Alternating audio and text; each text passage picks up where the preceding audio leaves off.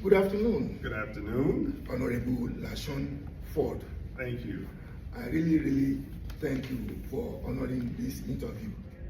We know you are very busy. This is a very busy season with all these things going on in Chicago. You still find time to honor us with this interview. Thank you so much, sir. I wouldn't not want to do this interview. I mean, you are prominent, and thank you for sharing your clientele, your platform with me. You're welcome, sir. So let's go straight to the point. This interview is for the online magazine, Africa USA Today magazine. First of all, let me extend congratulations and happy Independence Day to Nigeria, which is my country. Today is 65th Independence Day in Nigeria that people are celebrating. I just want to get that out of my Oh my goodness, so today is the day, Independence Day, and I mean, historically, independence from British, yeah, isn't that something? Yeah, back in October 1st, 1960, Nigeria got its independence. So today being the 65th, people are celebrating all over the world. I'm not sure about Chicago, but I know in Chicago it's a big day. It's a big day. So to have this opportunity to do this interview, I'm very honored. Thank you. So first question is, what inspired you to step forward for Congressman Danny K. Davis' office? Well, I would say that the fact that the congressman is retiring from his seat after 30 years, seeing the work that he's done and the work that should not be neglected once he leaves, I think that I feel compelled to carry on his work as well as amplify it to take it to another level, involving new generations in the fights and the struggles for poor people and people that need their voices uplifted. The invisible people, the voiceless people, has always been Congressman Davis's fight, and that's my fight. Good. To be clear, so right now you are state rep, but running for U.S. rep.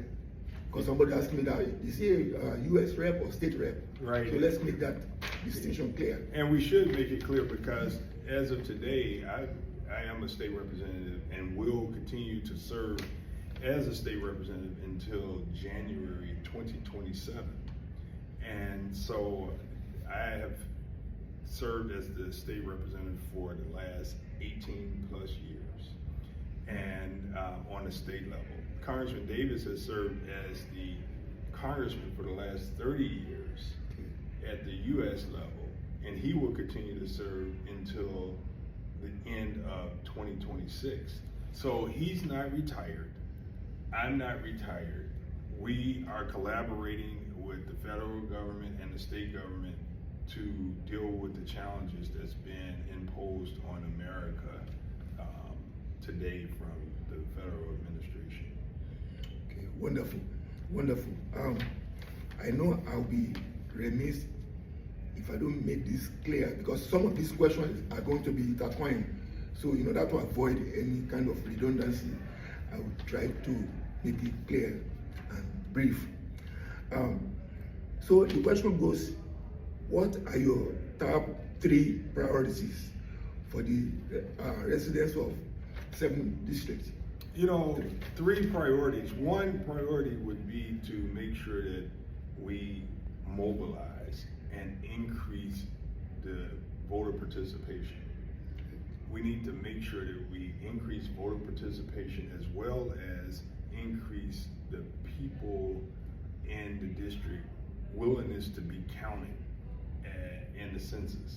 So all of that is going to help us with fighting for more resources coming to the 7th Congressional District. We have to get people involved. We have to get people activated and motivated in order to really get the resources that we need for the 7th Congressional District.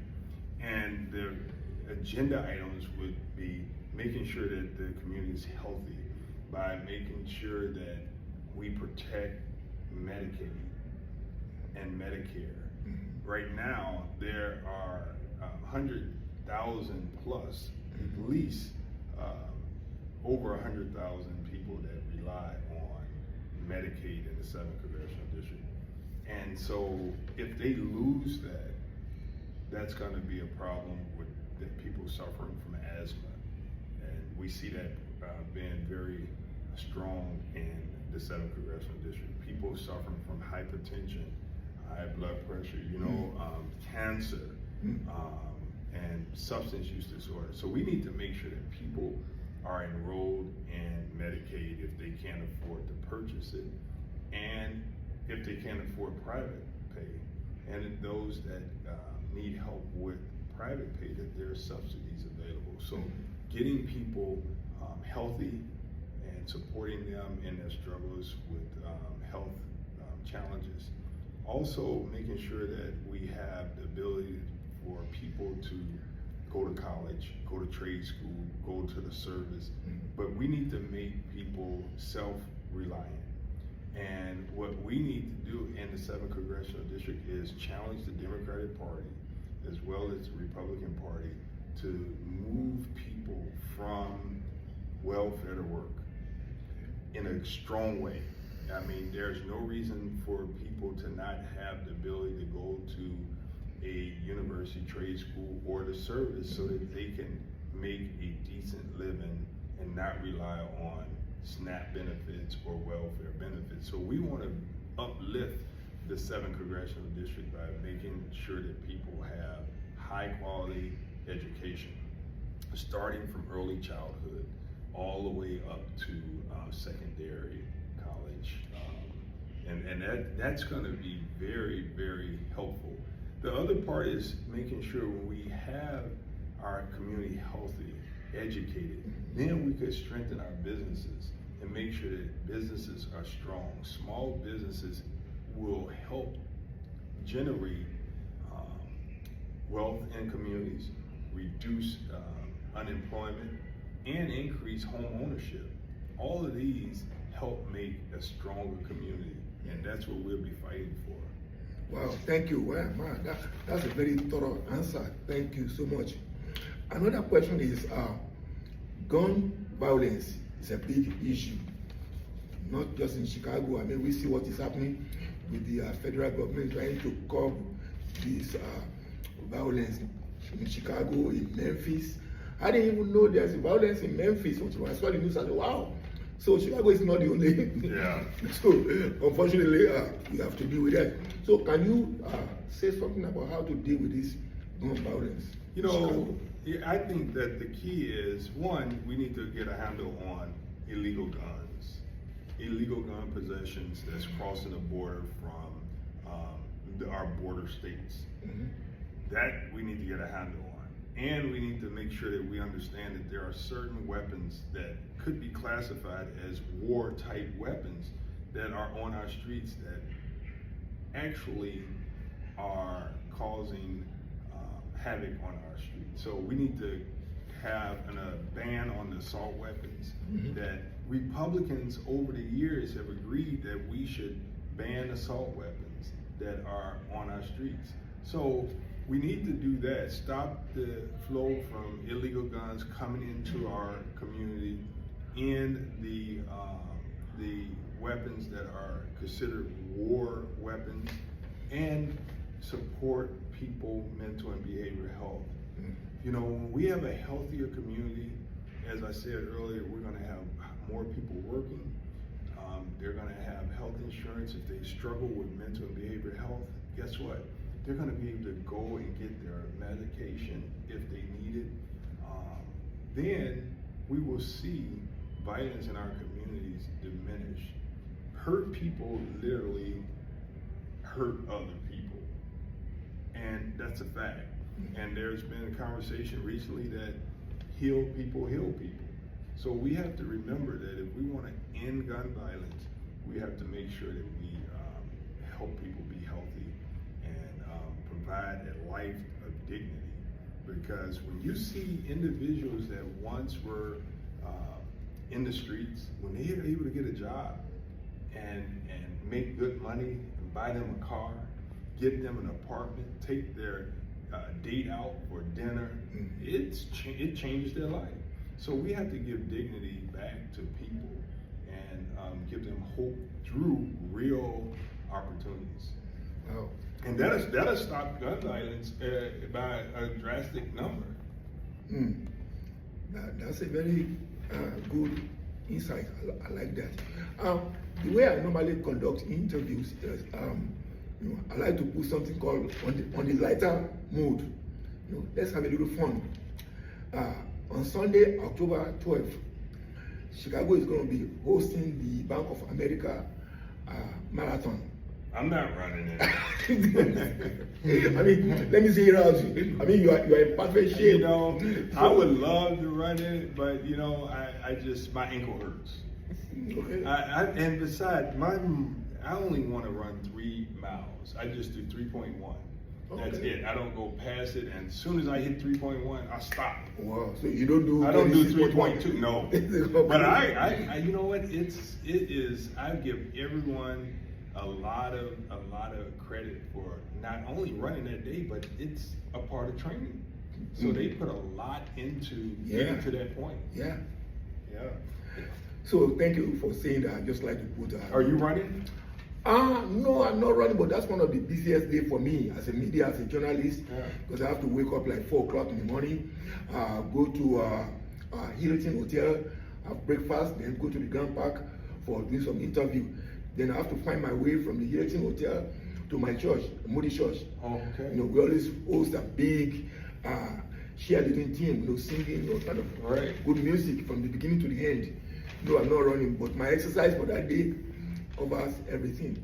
I think there's another run walk in Chicago coming up for breast cancer. Oh yeah, with Valwana. Yes. Yeah, yeah. I saw it. Yeah. I saw it. Yeah. So let me get this one out of my chest before we move on to the last 2 questions.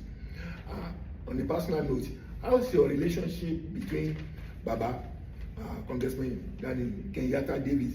Because in the Nigerian community, we call him Baba. That's our elderly man. So how's your relationship with? The relationship with Congressman Davis has grown since he endorsed me. I think I would give him a lot of credit at being fair, because the 7th Congressional District has like 15 or more people that want to run for Congress. And he met with everybody just about that asked to meet. And over the years, we've worked together, me being a state representative, him being a congressman, we worked together on issues, but he never gave me favoritism. I mean, because I think that he wanted to make sure that every alderman, commissioner, state rep, private person understood that he doesn't have a pick for Congress, and that whoever, if he decides to retire, rise to his expectation, he would support. But he has always been a fair person, and now that he's endorsing, I mean, he's really stepped up and shown how much he wants me to win. And we talk every day, multiple times. We travel together. We go to churches together. He's an advisor, and he's the godfather. Good. Thank you. Give us your opinion about this big project on the south side in Jefferson Park with Obama Presidential Library. I saw the news last night, and people are just so excited about it. Big mansion, big building with all this work over the years. So what is your take on that? I congratulate President Obama and his family, Chicago, on being able to land the President Obama Center. And I think it's going to take time for people to realize how valuable it is for Chicago. Now, I know internationally, everyone knows that this is a big deal. I mean, places in other states know that this is a big deal. Many people in Chicago know it's a big deal, but there are some people that are fearful that it is a situation that may drive them out of their neighborhoods. So we have to be very, very careful and vigilant and intentional about making sure that this is a net gain for all of Chicago, and that it's not going to be a engine that drives people out of their neighborhood. This, I hope, will bring vibrancy to the neighborhood, more vibrancy. I hope it will bring the businesses there. I hope it will bring increase of property values. I hope it will increase safety in the neighborhood. I hope that with all the visitors coming to the community, businesses will thrive and tourism will grow for our entire city. So this is a big deal for Chicago. We're gonna, I think all of our businesses will thrive from this. Our museums, our parks, you know, it's just gonna be an economic engine moving forward in Chicago because of the library being here. Yes, I totally agree. I totally agree. So in conclusion, the question says, what I know we have talked about this, but just to wrap it up in a nutshell, I said, what message do you want to share with people of 7 districts as you prepare for this step for the public service? What do you want to say to your? You know, I would like to say, since I have the opportunity to let people know that the work that I do is built on my life experiences. I never met my father. I was born to a teenage mother